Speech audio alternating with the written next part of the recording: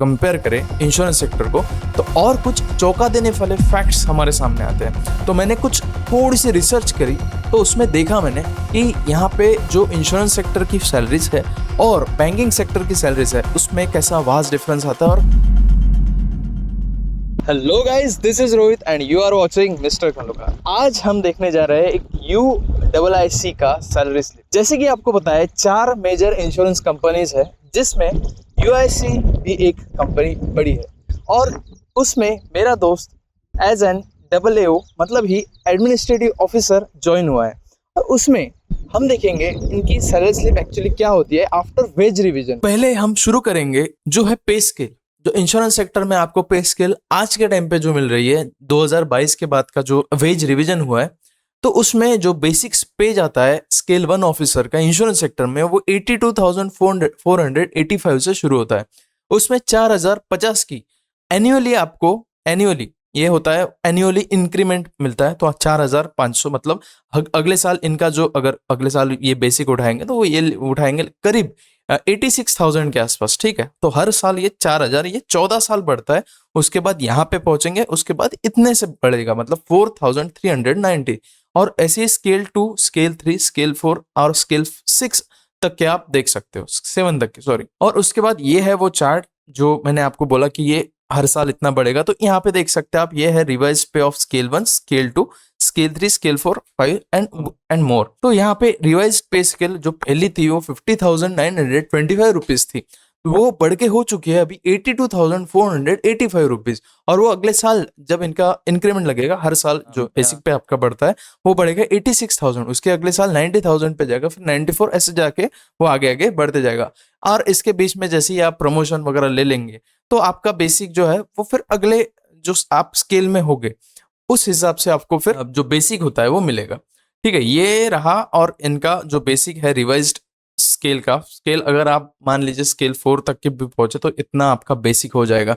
Obviously तब तक के और भी कुछ वेज रिवीजन आ जाएंगे तो और बढ़ेगा वो। तो फिलहाल ये हमने स्केल 1 का देख लिया। तो दोस्तों, हमने आपके लिए लाई है United India Insurance company limited की रिवाइज्ड सैलरी स्लिप, जिसमें आप अभी देख सकते हैं कि इनका जो पोस्टिंग हुआ है, मतलब पोस्टिंग है जो एडमिनिस्ट्रेटिव ऑफिसर के तौर पर है, और इनका जून 2026 का सैलरी स्लिप मैंने आपके लिए लाया है। इसमें आप देख सकते हैं कि बेसिक पे जो इनका बनता है वो 86,535। पहले जो बेसिक पे बनता था वो 50,000 था। अभी ये रिवाइज्ड सैलरी स्लिप होने के कारण इसमें बेसिक पे जो बनता है वो बनता है 86,535 रुपीज। उस पर जो DA बनता है वो बनता है 17,134 रुपीज। CCA 2,500, मतलब ही 2,600, क्योंकि 97 जुड़ा है उसमें।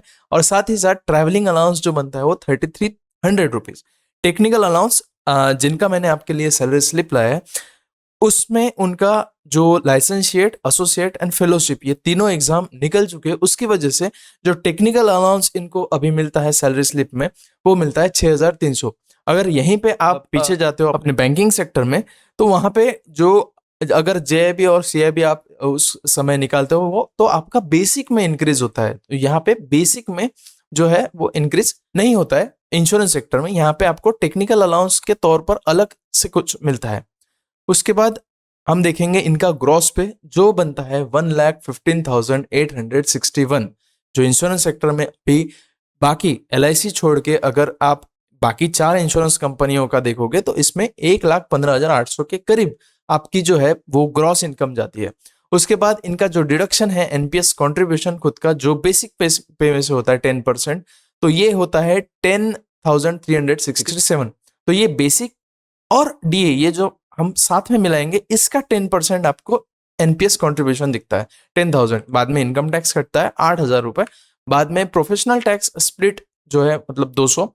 बाकी इनका जो इन्होंने फेस्टिवल एडवांस लिया है तो 5,000 उसका भी। और बाकी इन्होंने जो जो अपने मेडिक्लेम लिए है उसमें इनका बाकी का कटता है। तो टोटल जो ग्रॉस डिडक्शन है इनके वो होते हैं 30,600, और नेट पे जो आती है 85,200 रुपीज। तो इनका जो नेट पे बनता है वो बनता है 85,000 रुपीज, ठीक है। बहुत अच्छी सैलरी दोस्तों ज्वाइनिंग के टाइम पे आपको मिल रही है। जैसे ही आप एग्जाम क्लियर करके इंश्योरेंस सेक्टर ज्वाइन करते हो, या ये यूनाइटेड इंडिया या NICL या NIAL, तो यहाँ पे आपको बहुत ही अच्छी हैंडसम सैलरी दी जाती है।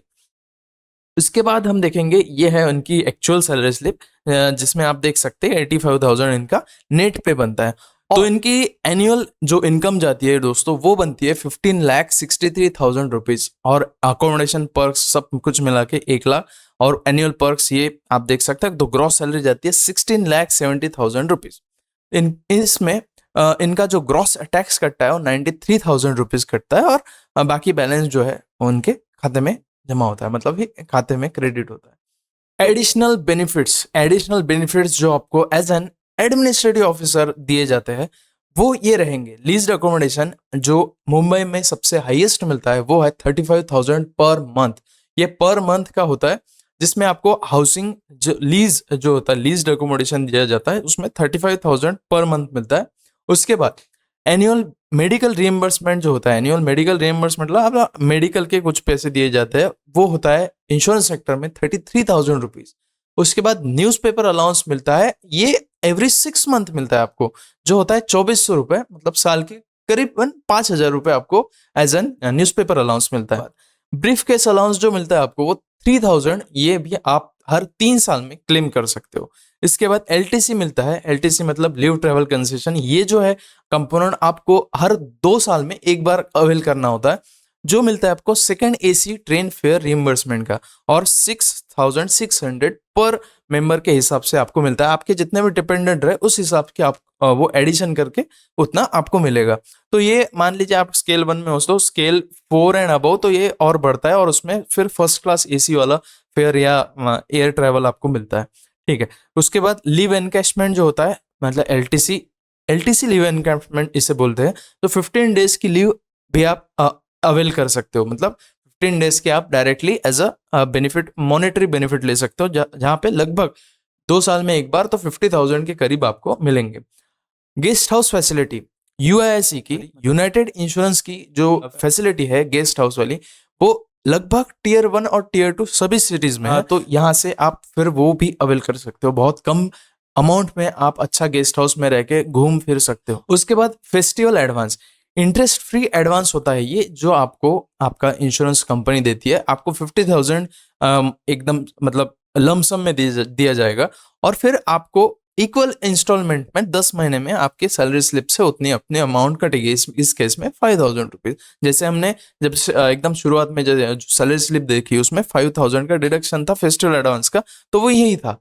उसके बाद इंश्योरेंस बेनिफिट, ऑब्वियसली आप इंश्योरेंस कंपनी में काम कर रहे हो तो इंश्योरेंस बेनिफिट तो आपको कूट कूट के मिलेगा दोस्तों। उसमें देखिए, आपका ग्रुप मेडिक्लेम या ग्रुप टर्म इंश्योरेंस बहुत कम दाम में आप जो आपको मार्केट रेट पे जो मिलता है बाहर, उससे बहुत कम दाम में आपको मिलता है group insurance, group term insurance. बाकी के भी इंश्योरेंस आप मेडिक्लेम वगैरह जो कुछ है ना आपके इंश्योरेंस जिस कंपनी में आप काम करोगे, उसमें जो भी अच्छे अच्छे बेनिफिट्स होंगे वो आपको मिलेंगे।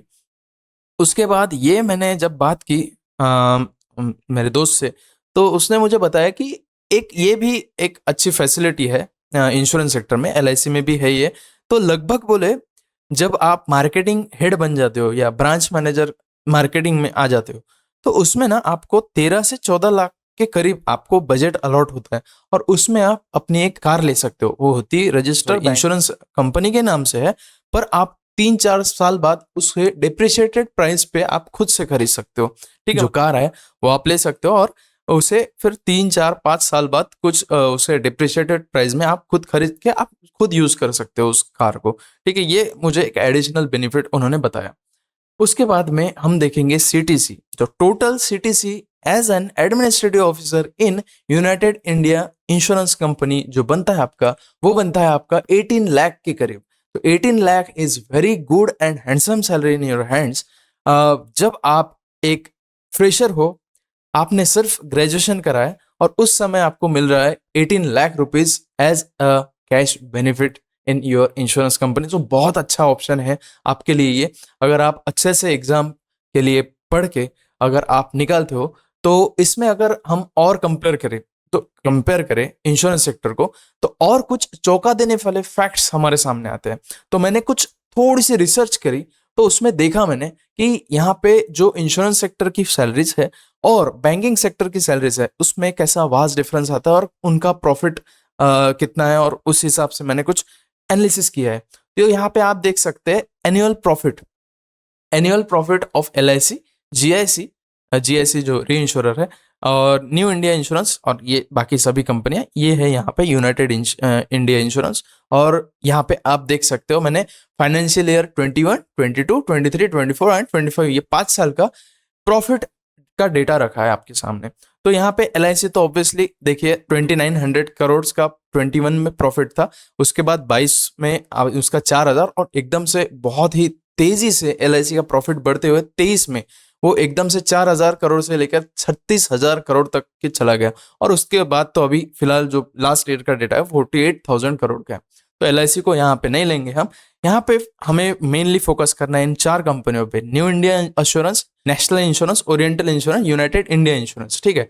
तो यहाँ पे आप देख सकते हैं कि इनका डेटा, न्यू इंडिया जो है मतलब NICL, वो तो प्रॉफिट मेकिंग है, 1600 करोड़, यहाँ पे बहुत कम हुआ था, ये तो कोविड-19 के कारण एकदम जो प्रॉफिट है बहुत कम हो चुके थे। तो अभी इसका चल रहा है लगभग 900 करोड़, मतलब 1000 करोड़ के करीब प्रॉफिट चल रहा है। फिर NIAL जो कंपनी है, इसका देखिए पूरा ब्लीडिंग है, पूरा लॉस में चल रही है अभी फिलहाल, ठीक है।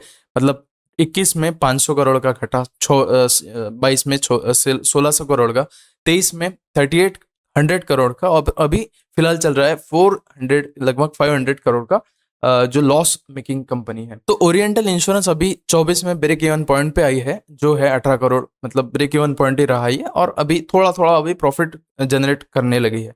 और यूनाइटेड इंडिया इंश्योरेंस जो अभी तक लॉस में थी 24 तक, देख सकते हैं आप, बहुत बड़े बड़े लॉसेस इसने फेस किए, और अभी ये जाके ब्रेक इवन पे पहुंची है 2025 में, ठीक है। तो अभी करेंगे हम सैलरी कंपैरिजन, जिसमें बेसिक पे अब हम LIC का या AO का देखेंगे तो 2017 के पहले जो था वो 32,000 के करीब था।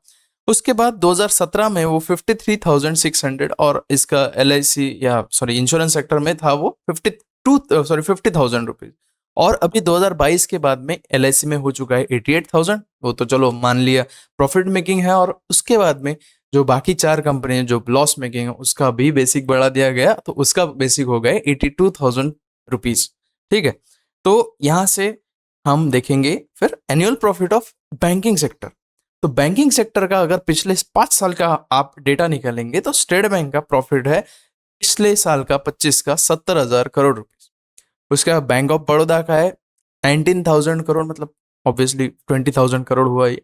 पंजाब नेशनल बैंक का है 16,000 करोड़ रुपीस का प्रॉफिट। कैनरा बैंक का देख सकते हैं 17,000, यूनियन बैंक का देख सकते हैं 17,000, Indian bank 10,000 crore, bank of India 9,000 crore, bank of Maharashtra 5,500 crore, central bank 3,700 crore and UCO bank 2,400 crore. और इसका ये एम्प्लॉय का जो ये है number of employees in this sector, तो ये आप देख सकते हैं, ठीक है, इतना प्रॉफिट मेकिंग है। और उसके बाद में बैंकिंग सेक्टर की जो बेसिक सैलरी है जो 2017 के पहले थी 23,000 रुपीज, और 2017 से हुई 36,000, और 2022 में हुआ 48,000।